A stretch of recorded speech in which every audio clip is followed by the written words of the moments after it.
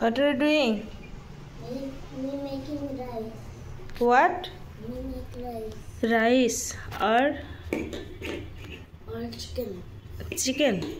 Where chicken? First I'm making rice first. And then? When rice is done, then I make a chicken. Oh, so where chicken? Where? Chicken with. Hello friend, good morning. আশা করি সবাই ভালো আছো আর আমিও ভালো আছি। ছোট বড় সবাইকে আমার আন্তরিক শুভেচ্ছা দিয়ে আজকে আমি ভিডিওটি শুরু করলাম। তো হ্যাপি দিওয়ালি। যে যেখান থেকে দেখছো আমার ভিডিওটি প্লিজ কন্টিনিউ করিও আর একটা লাইক কমেন্ট শেয়ার করে আমার ভিডিওটিকে এগিয়ে নিয়ে যেতে সাহায্য করো। আর আরেকটা কথা বলি, যারা আমাকে সাবস্ক্রাইব করেছো তাদেরকে অসংখ্য অসংখ্য ধন্যবাদ। আর আমার বুক ভরা রাশি রাশি ভালোবাসা রইল তোমাদের জন্য।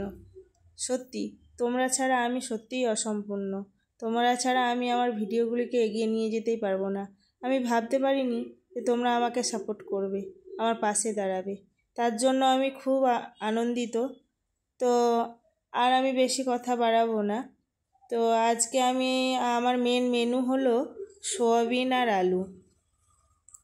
তো আমি সোয়াবিনগুলোকে জলে ভিজিয়ে রেখেছিলাম, এখানে তেল দিয়ে দিয়েছি। তেলটাকে গরম করে আলুগুলোকে বেশ লাল লাল করে আমি ভেজে নিব।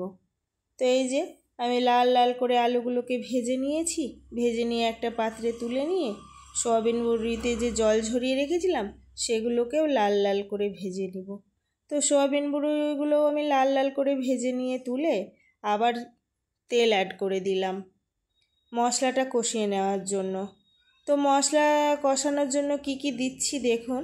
এখানে আমি দিয়েছি পেঁয়াজের পেস্ট, আদা রসুন পেস্ট, লবণ, লঙ্কা গুঁড়ো, হলুদ গুঁড়ো আর জিরা ধনার গুঁড়ো। এইগুলো সবকে দিয়ে ভালো করে আমি মশলাটাকে কষিয়ে নিব। আর মশলাটা একটু কষানো হয়ে এলে পারে কিছু টমেটো কুচিও অ্যাড করে দিব। তো এই যে আমি টমেটো কুচি দিয়ে দিয়েছি। টমেটো কুচি দিয়ে ভালো করে মশলাটাকে কষিয়ে নিব। তাতে একটু জল দিয়ে ঢাকা দিয়ে দিয়েছিলাম যাতে টমেটোটা গলে যায়।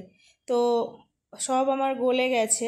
এবার আমি যে আলুটা ভেজে রেখেছিলাম আর সোয়াবিন বড়িটা দুটোকে একসঙ্গে ছেড়ে দিয়ে ভালো করে এটাকেও কষিয়ে নিব। বেশ কিছুক্ষণ কষানোর পরে যখন তলায় লাগতে থাকবে তখন জল দিয়ে দিব।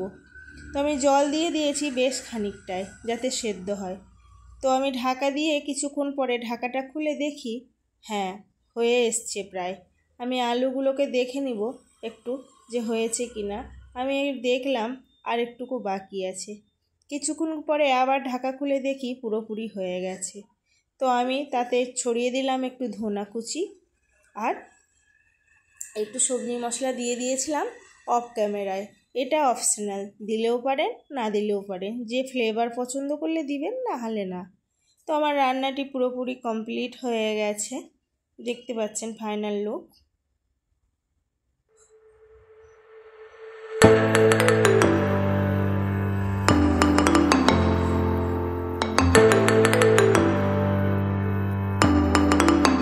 এখন বিকালবেলা, মেয়ে খুব জেদ ধরেছে, মা চলো না আমাকে একটা ওই পটাকা কিনে দিবে। এই যে অনেক দোকান দেখেছে।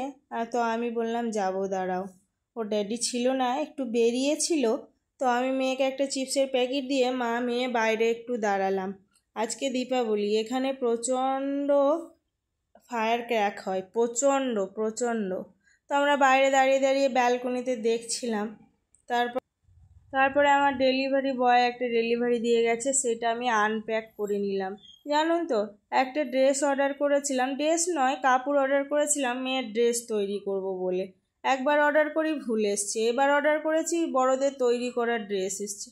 আর ঘোরাবো না, বারবার না ঘোরাতে খারাপও লাগে। থাক, আমিই পরে নিব, আর কি করব। এই যে এই ড্রেসটা এসেছে, এটার আমি পিস অর্ডার করেছিলাম। তারপরে ও জেদ করছিল, তো আমরা বেরিয়ে পড়লাম। দেখুন এখানে হায়দ্রাবাদে প্রচুর দোকান বসেছে, এত বমের দোকান বসেছে না, বিভিন্ন রকমের আইটেম আছে। যেমন মেলা বসে আমাদের ওখানে, ওই রকম মেলার মতন দোকান বসেছে, সারি সারি, রাস্তায় এত ভিড় কি বলবো। আর এত দাম, প্রচণ্ড দাম।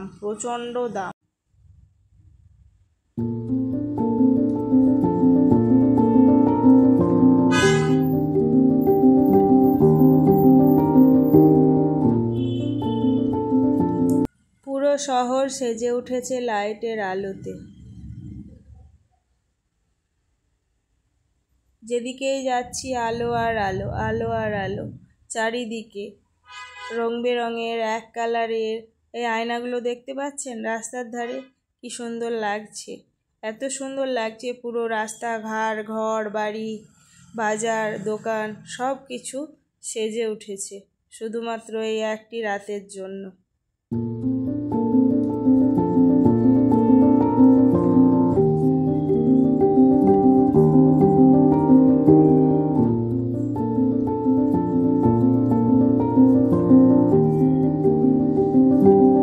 দুপা যেতে না যেতে গাদা দোকান।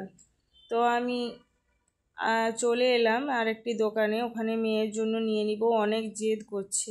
তো আজকের ভিডিওটি আমি এখানেই শেষ করলাম। আবার কাল দেখা হবে নতুন একটি ভিডিও।